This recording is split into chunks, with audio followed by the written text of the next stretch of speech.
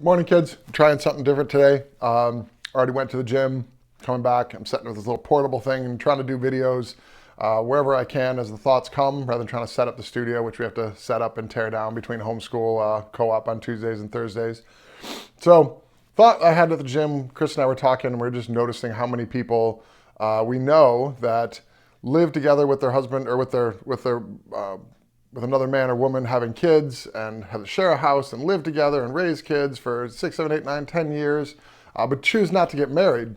And so it begs that question to say, well, what's the difference between doing that with marriage and doing that without marriage? And so let's talk covenant. A covenant is a promise that you make. That's an unconditional promise. You're like, all right, I am with this person no matter what, for richer or poorer, sickness and health, better or worse, till death do us part.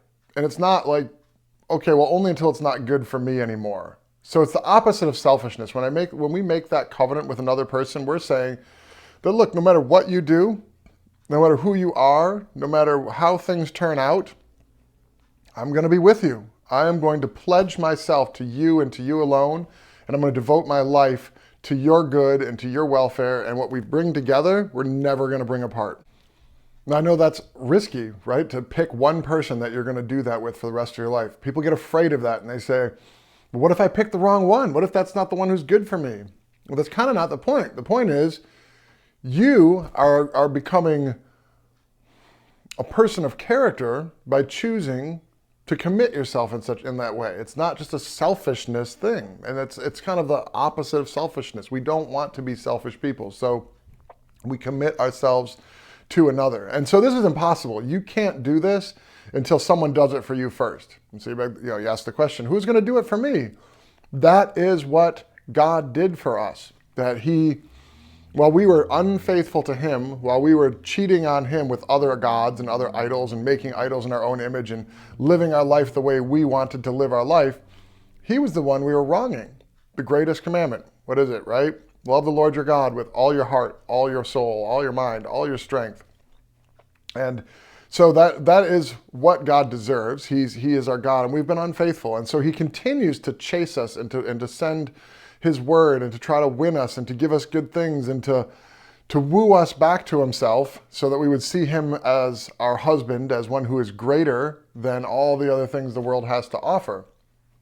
And even to the point of sending his own son, to die, to show that great love for us, to come to earth and endure all manner of horrible, unspeakable things for us to win our soul. Like that's how much he was committed to what he said he was going to do. Now it was up to us if we were going to turn and receive him and return to him as our husband, as our God, as our Father. I mean, all these other relationships we talked about before.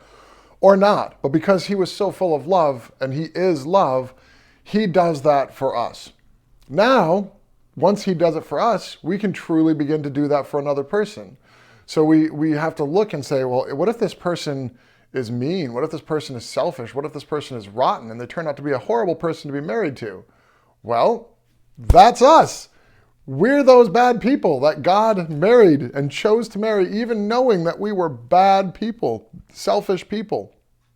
And so he did that. He said, look, I'm love. I'm gonna say yes to you nasty, selfish, hurtful people.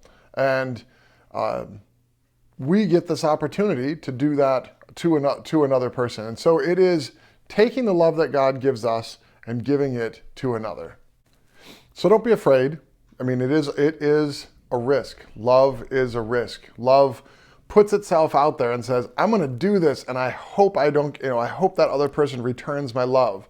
And so God himself has endured both. He's won people who have turned to him and said, I recognize you, I love you, I will turn away from my selfishness and turn towards you. And others who he's loved, even to the death of his own son, who have just turned their back on him and want no part of him. And so he's hurt and blessed all at the same time. So for us, if our spouse was unfaithful, at least we know that God will never be unfaithful. He is faithful. He will never leave us. He will never forsake us. He will never ditch us. He is always for us. So even if our spouse took off, the Lord is still going to be faithful to us. And that even gives us the power and the ability to stay faithful even when the other person isn't faithful. If I wasn't faithful to Rachel and she just said, oh, whatever, see you later, it's not showing that depth of commitment to say, oh, this is going to hurt, but I'm going to continue to love and be faithful through hurt. And on the other side of that, there may be reconciliation, there may be redemption. What was starting to come apart may come back together, and you just never know unless you are faithful to watch it and to persevere to the end. So I know I'm doing an awful job of trying to explain this, but the idea behind marriage is that it is an inseparable bond to come together. It's a risk. The risk is worth taking because without the risk, there's no reward. Without that commitment, there's no opportunity to be faithful. The other thing it does too is living in a covenant like that with your spouse, with your husband, or with your wife is what shows other people who don't yet know the relationship God wants to have with us what it is. As they watch a marriage, as they watch someone who could continue to be faithful even in a bad marriage. Your mom and I have had our difficult times that would have been easy to go apart. There was definitely times when we didn't even know how we were going to stay together. But we did because we had the love of God and we had faith and we trusted that He was going to stay with us. And we ended up in better places afterwards. But it never would have happened without that kind of commitment.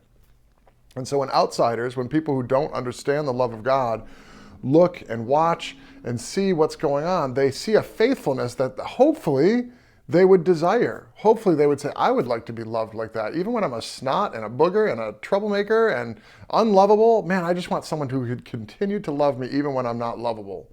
And that is what God does for us. So there's just some of the thoughts I was having today about marriage. I pray for each one of you. Paul says it's better to remain single for the work of the Lord, and I agree, but at the same time, he says, many of you are going to get married, and that's okay. And so I do pray that that each one of you would find a man or a woman who would be equally yoked with you, who would encourage you towards God and you encourage them towards God. But even if God provides you with the perfect spouse, you're still going to have trouble. And you need to recognize that this is not about your own selfishness and your comfort and avoiding trouble. It's about learning to love like God loved, and in the process, experiencing His love for you. So, love you kids. Have a good day.